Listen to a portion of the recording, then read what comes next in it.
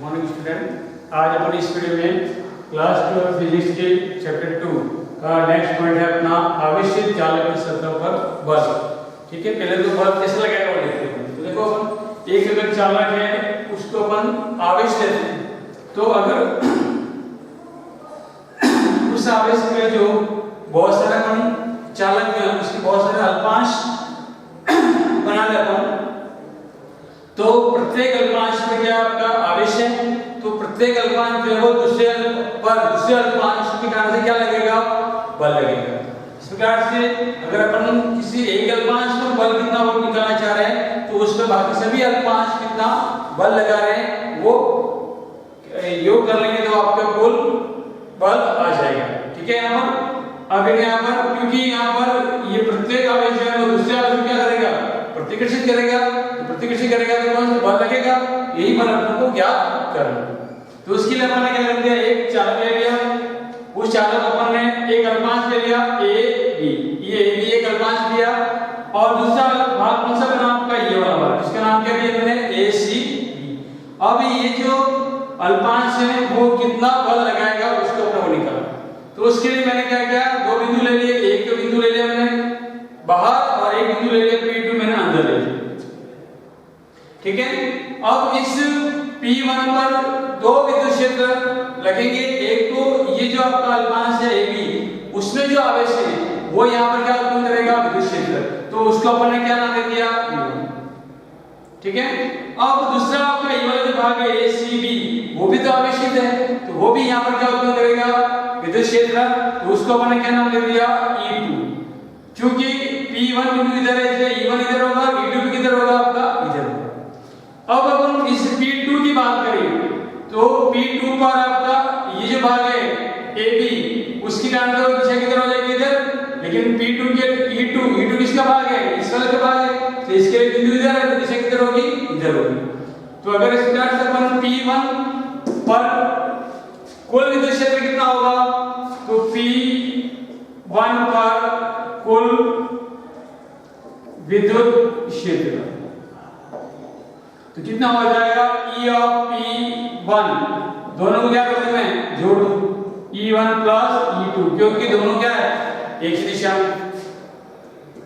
ठीक है, अब देखो यहाँ पर चूंकि E1 और E2 यहाँ पर E1 और E2 दोनों क्या अलग है, लेकिन यहाँ पर कुल कितना होगा उसको अपन गाउस के नियम से भी निकाला था अपने कि इस बिंदु पर आवेशित चालक के कारण से उससे R कंपोजिशन कितना होता है, सिग्मा अपन एप्सिलॉन नॉट। इसलिए अपन इस गाउस के नियम से अपन ये भी कह सकते हैं कि मैं एप्सिलॉन E और P को सिग्मा बटा एप्सिलॉन नॉट बोल सकता हूं। ठीक है ना, तो ये हो जाएगा प्लस सिग्मा बटा एप्सिलॉन नॉट। अब देखना ये मान करके इसको लिखता हूं, क्या हो जाएगा आपका सिग्मा बटा एप्सिलॉन नॉट बराबर क्या हो जाएगा, E1 plus E2 equation number. अब अगर मैं P2 पर विद्युत क्षेत्र बोलूं तो P2 पर कुल विद्युत क्षेत्र कितना हो जाएगा आपका, तो E ऑफ P2 कितना हो जाएगा आपका, E1 माइनस E2। क्यों, क्योंकि यहाँ पर E1 और E2 दोनों क्या आपके विपरीत दिशा में, इसलिए किसी एक का क्षेत्र अपन बदल देते हैं।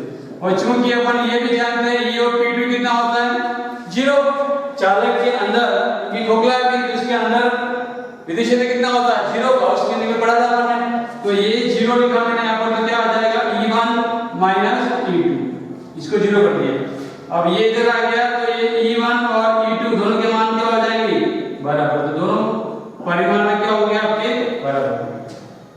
ठीक है, तो अब ये जो दो है उसका मान मैं एक को लिख रहा हूं, तो समीकरण 2 से 1 में मान रखने,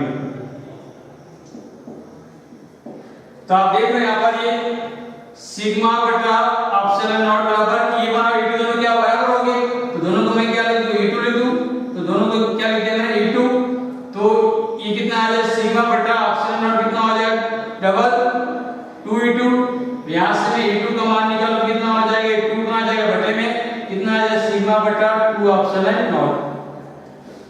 क्लियर, तो ये वाला जो आपका भाग है ACB वो इस ए बी अल्पांश पर कितना विद्युत क्षेत्र बनाएगा, तो E2 बराबर कितना होगा, सिग्मा बटा 2 एप्सिलॉन नॉट।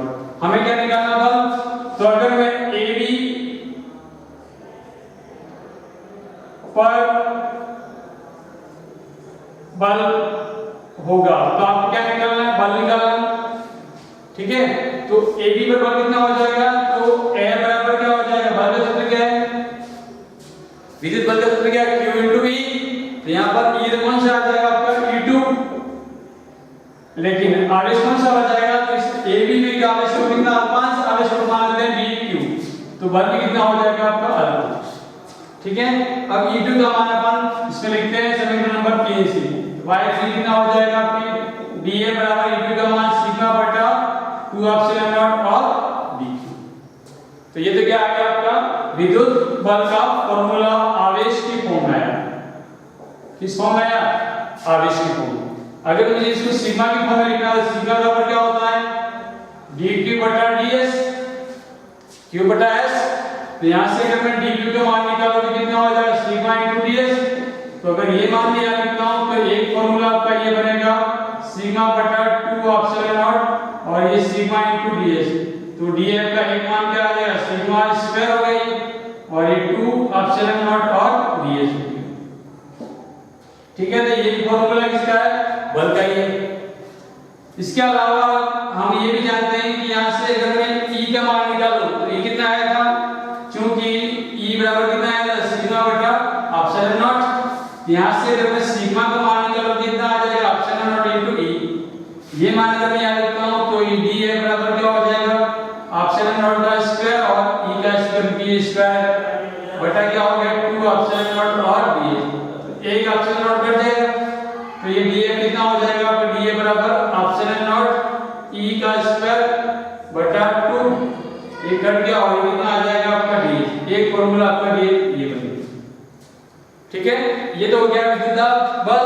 अब हमको विद्युत दाब भी निकालना है, तो दाब का फॉर्मूला क्या बन जाएगा, P बराबर क्या होता है, dF बटा क्या हो जाएगा ds। एकांक क्षेत्रफल पर लगने वाला बल क्या कहलाएगा, दाब। तो ये हो जाएगा आपका दाब। तो आपको ds के भाग में, तो इस सब में अपन क्या करेंगे, ds के भाग देते तो क्या आ जाएगा, सिग्मा बटा 2 एप्सिलॉन नॉट और ये एप्सिलॉन नॉट E स्क्वायर बटा 2। तो ये आपका विद्युत दाब का सूत्र बन जाएगा, ठीक है। क्लियर हो गया। नेक्स्ट क्लास में बचा हमारा चैप्टर 2 का, जो कि नेक्स्ट वीडियो में बता दूंगा। क्लियर, तब तक के लिए बाय बाय।